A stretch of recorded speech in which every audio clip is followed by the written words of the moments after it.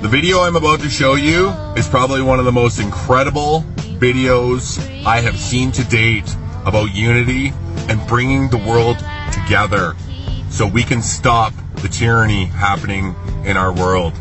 All right, please share this all over the world. Love you all, Big Bear. Watch this. I've been a human rights activist for almost 20 years. As a documentary filmmaker, I've been on the front lines of many of our nation's biggest scandals and protests.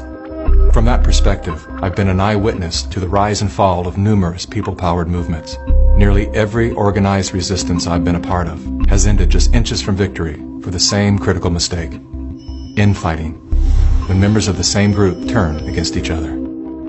It often begins with whispers about the most prominent spokespeople of the cause. These rumors typically sound like, "I hear John is controlled opposition," or "Some people are saying Jane is compromised." While the use of infiltrators and agitators is a very real thing, I've yet to experience one scenario where such a label was accurately applied. And suspiciously, these labels are always branded on the people who are making the most progress. With the degradation of their reputation goes their contribution to your life. Prior to social media, people actually sat down to dialogue through their differences. Today, without solid evidence or sufficient inquiry, we go directly to our keyboards to vent our suspicions. Even after the rumor is proven false or simply fades away, some level of doubt and division always remains. This is all by design. Part of what allowed so many people to walk away from Assange was some of the Me Too allegations that had surfaced and that were ultimately discredited, stuck in people's minds. The voices of propaganda are masterful at this game. They knowingly run a false story, then retract it, knowing the lie will reach millions, but very few will see the correction. Amy Coney Barrett's religious faith is being called into question again. She belongs to this People of Praise group, which the Southern Poverty Law Center has labeled them a hate group. When I stated that People of Praise had been deemed a hate group, I just got them mixed up with another group. I conflated them. Okay. That happens, it's easy to do.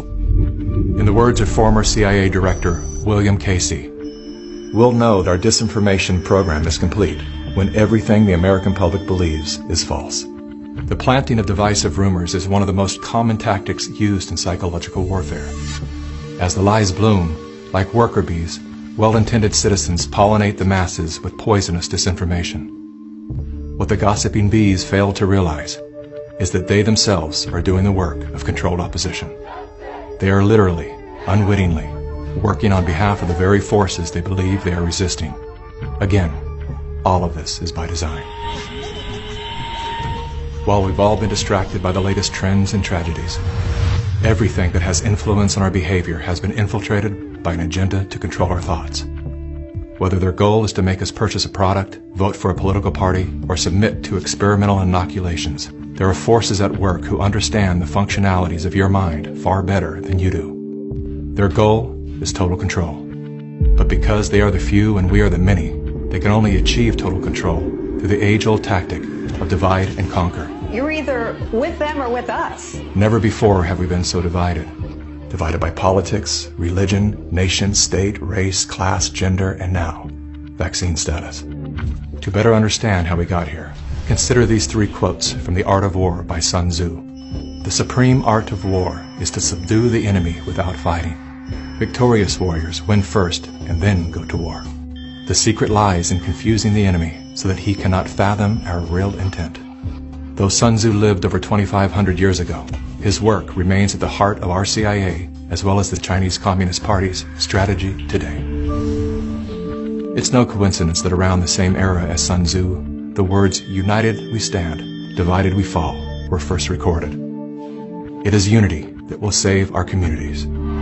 As you see in the audience, Muslims, Christians, Jewish community, Democrats, Republicans, white, black, everyone all in between. This is the example of what you get when you choose to attack all members of the human family. Our greatest power is our numbers, hence the relentless effort to shatter us into broken fragments. As their agendas are being exposed, the dividers will stop at nothing to cover their crimes against humanity. They have bunkers.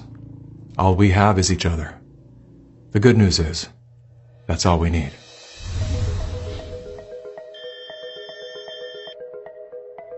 Though we are intrinsically interconnected, our minds are being wired to obsess on our differences.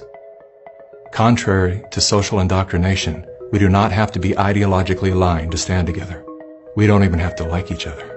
There is only one thing that we must agree on, that freedom is our birthright. Now is the time to let go of whatever it is you're holding on to that keeps you divided from your friends, family, and fellow humans.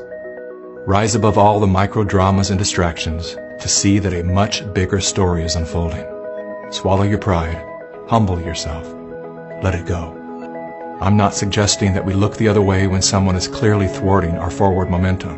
There are people who deserve to be called out by name, especially those who are undermining our trust in each other. But even then, we should remember that there is a human life being affected by our words. We've been so conditioned to believe we are powerless that we've become careless with our power, like toddlers with loaded guns. How many times do we need to shoot our own foot till we realize that the power is in our hands? The only thing that can stop us at this point is us. We've all been lied to, scammed, fooled, tricked, conned, and coerced. Yes, it sucks. But here we are, wiser and stronger than we were just 3 years ago. This is the moment for us to activate our innate ability to create solutions. That can only happen through the awareness of symbiosis, defined as a mutually beneficial relationship between different groups. All of life depends on relationships. Every living thing is in communication, from the stars to the planets, the earth, the plants, the elements, the insects, the animals, the humans, and every cell within us. Real change out there begins with real change inside.